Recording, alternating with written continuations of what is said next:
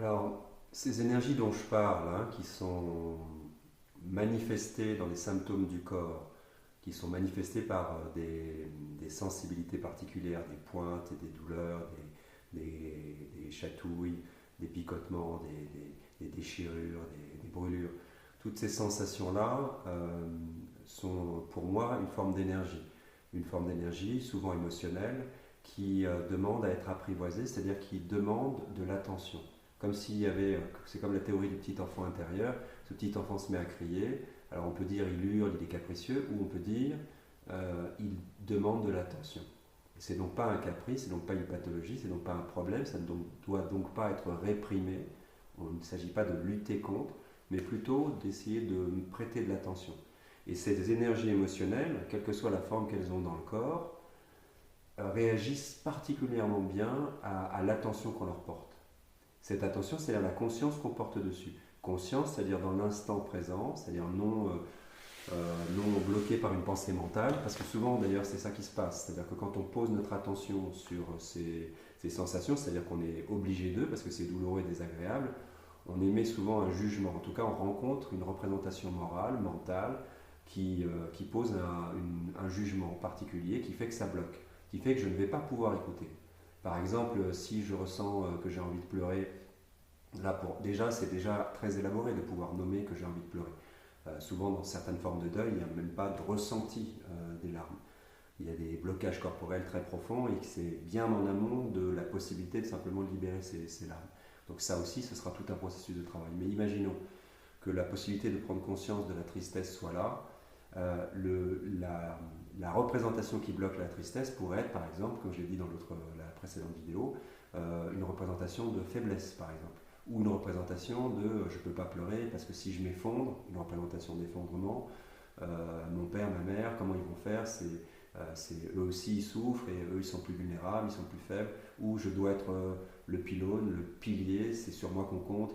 Enfin, il y a un bréviaire, une grande quantité de représentations possibles, imaginables, taillées sur mesure pour chaque personne. Et ces représentations ont tendance à figer. C'est du mental, mais c'est du mental qui fige la sensation. C'est-à-dire qu'elle voit la réalité de la sensation avec une représentation, avec une idée. Comme un écran entre l'énergie fluide qui demande de l'attention et la personne. Et cet écran, c'est un écran mental. C'est des représentations, des fixations. Donc quand je regarde ça, si je regarde faiblesse, je ne vais pas pouvoir écouter cette information précieuse puisque déjà je la juge. Et ce n'est pas forcément un jugement conscient, déjà il faut le travailler pour que ce soit devienne conscient, mais souvent c'est aussi un jugement très profondément inconscient et enraciné dans le corps, et dans certaines fois dans certains traumatismes. Donc là, quand on commence à écouter le corps, on commence à se placer dans cet endroit où on risque de rencontrer un état de fixation mentale. Ça veut dire qu'on rencontre cette partie, alors c'est une partie importante de ce travail des RCI, c'est la rencontre avec le mental, sous toutes ses formes.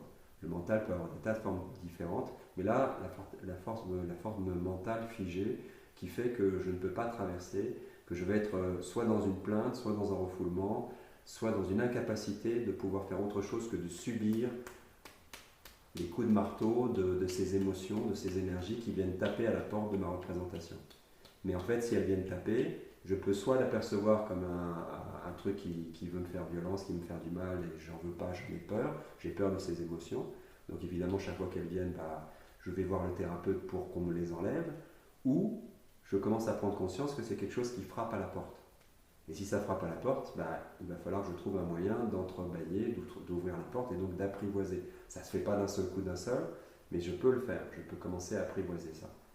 Et en descendant dans le corps, en sentant la ressentie, par exemple, voilà, typiquement si je sens un truc comme ça, dans mon corps, dans mon plexus, dans une contraction quelque part, dans une palpitation, je commence à la nommer et je sens quelque chose qui frappe à la porte, je sens quelque chose qui m'est très douloureux.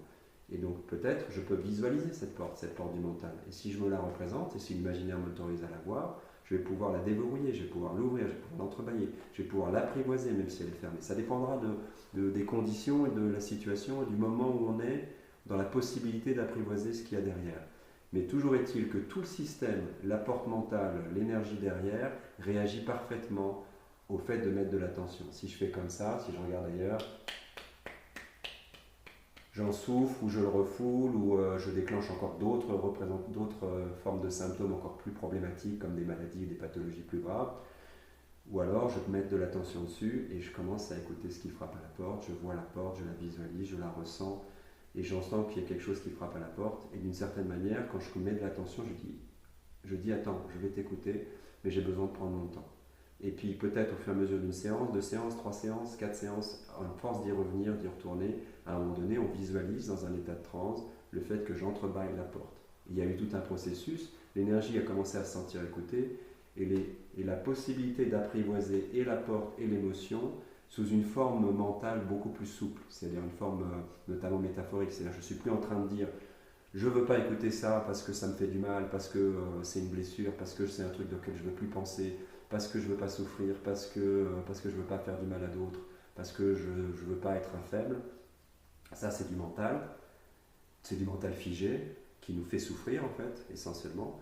Mais ça devient, je mets un mental au service d'un ressenti profond dans le corps et je commence à parler de la porte, je commence à parler des chocs, je commence à parler de ma peur, je commence à parler de ma représentation mentale de cette faiblesse, je commence à avoir du recul dessus. Et quand je mets de l'attention en état de transe, je commence à me donner des opportunités, comme par exemple, qu'est-ce que j'aurais besoin de faire?